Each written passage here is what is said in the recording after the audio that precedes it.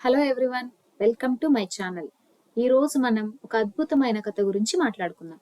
ఆ కథ ఏంటంటే కొడైకెనాల్లో ఉన్న గునా గుహ. ఆ గుహ మీద వచ్చిన మంజుమ్మేల్ బాయ్స్ సినిమా గురించి మాట్లాడుకోబోతున్నాం. మంజుమ్మేల్ అనేది కేరళలో ఒక చిన్న ఊరు.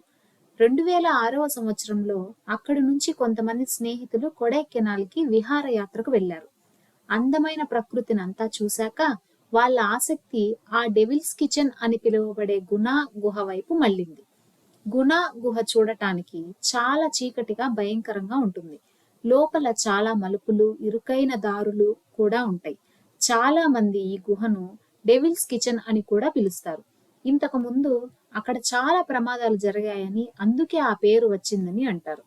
ఆ గుహలో వెళ్ళకూడని చోట్లకి స్నేహితులు వెళ్ళి అక్కడ చాలా ఇరుకుగా ఉన్న ప్రదేశంలో ఒకడు చిక్కుకుపోయాడు. ఆ స్నేహితులు తమ స్నేహితుడు గుహలో చిక్కుకుపోయాడని తెలిసాక వాళ్ళు ఎంత భయపడ్డారో ఊహించుకోండి.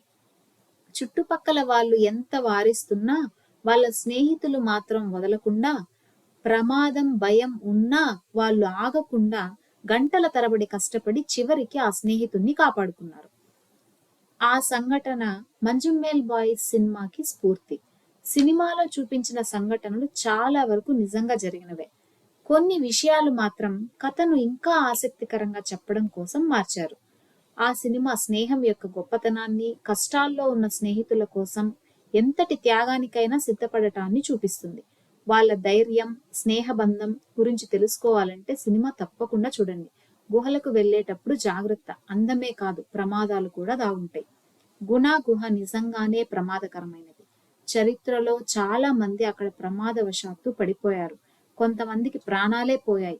ఒకసారి ఒక మంత్రి గారి అల్లుడు కూడా ఈ గుహలో చిక్కుకుపోయాడని అంటారు. అదృష్టవశాత్తు అతను బయటపడ్డాడు. కానీ ఆ సంఘటన చూస్తే ఈ గుహ ఎంత ప్రమాదకరమో తెలుస్తోంది. అయినా కూడా ప్రకృతిని మనం ఎప్పుడూ తక్కువ అంచనా వేయకూడదు.